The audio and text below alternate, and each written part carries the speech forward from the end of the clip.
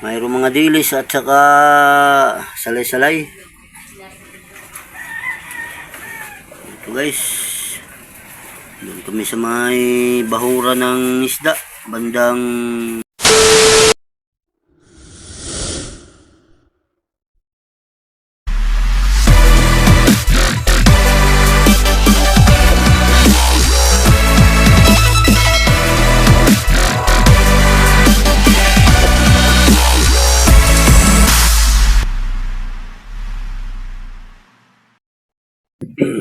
Hello po, magandang hapon. Ngayong April 22, 2026.